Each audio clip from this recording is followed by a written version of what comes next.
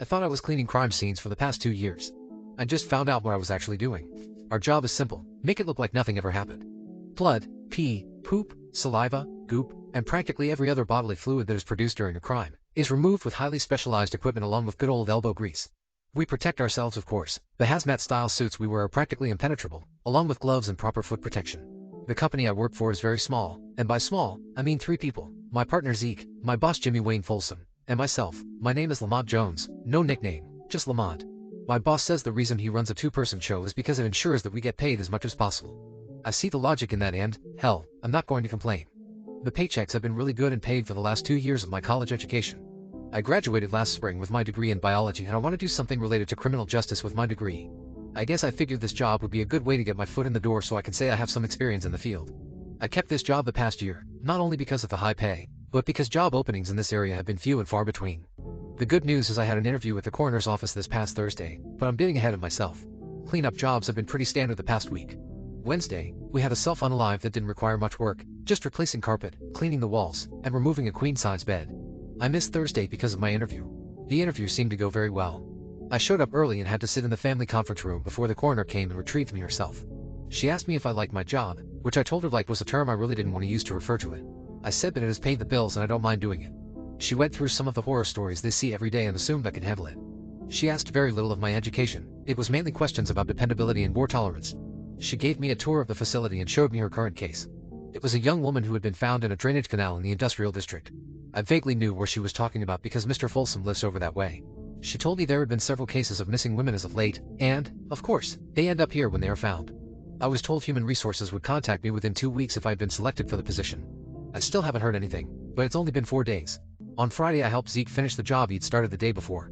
It was a stabbing. I always hated working a job where an inappropriate assault took place. It gives me really bad vibes knowing someone was taken advantage of in the very room I am standing in. For some reason murder, kidnapping, and all of that doesn't bother me as much as SA. I guess being raised by a single mom who dated plenty of creeps just makes me feel especially empathetic to those victims. Prior to starting this job, I didn't know how much SA happened, but we work a huge number of cases where it's involved. That brings us to today. This morning Mr. Folsom called and told me the location of today's job. It was a woman who had been strangled and, once again, inappropriately assaulted. There wasn't much to clean, just remove some furniture, remove potential areas of DNA, and perform a general cleaning.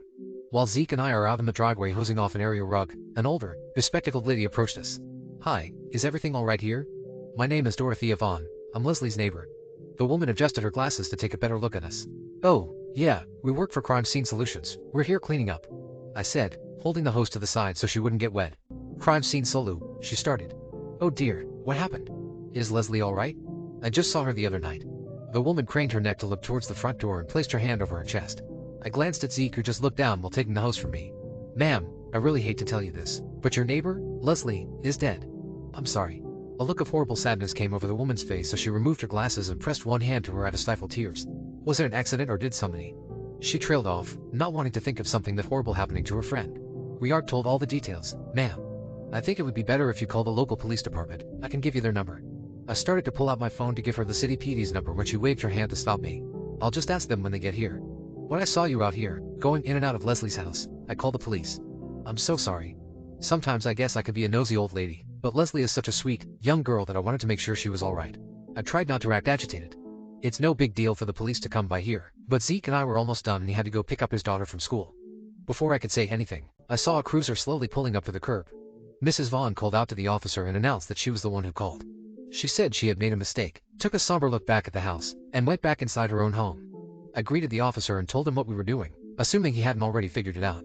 The officer, a tall, broad-shouldered man with a crew cut, looked decidedly confused.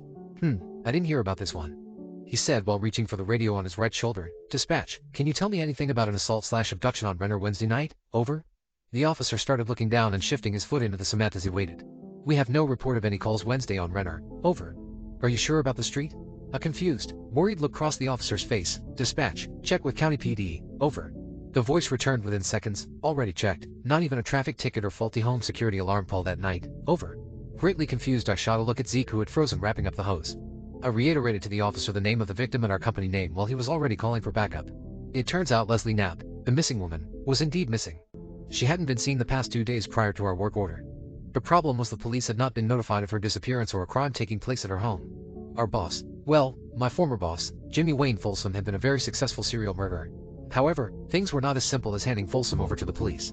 We tried contacting him after our encounter with the officer, but unsurprisingly, there was no answer. His house was vacant, completely cleaned out, as if he had never lived there. He was gone, vanished into thin air, leaving no trace behind. It was as if he'd known that this day was coming and had prepared for it. As we went through the cases we had worked on, the sheer number of victims shook me. Each location, a place where an innocent life was brutally ended. I thought I was cleaning up the aftermath, making things right in my own little way. But in reality, I was helping him, covering his tracks. The next day, the police showed up at my doorstep. They had a lot of questions. They asked about Folsom, about the jobs we did, how we got the work orders, every detail they could squeeze out. I answered as truthfully as I could, my mind still in a haze, still trying to process everything. Meanwhile, Zeke wasn't handling the situation too well. He had a daughter, and this whole thing was hitting him hard. His face was pale, eyes wide and vacant. The realization that we had been aiding and abetting a serial murderer was a hard pill to swallow. The guilt was eating at him. After hours of questioning, the police left, but not before giving us a stern warning to not leave town. Zeke went home, and I was left alone with my thoughts. My phone buzzed, breaking the silence of the room. It was a text from an unknown number. I opened it, and a chill ran down my spine. The message read, "Well done, Lamont. You've been a great help. Best of luck with your new job. JWF." I was left frozen, staring at the screen. The message was from Folsom.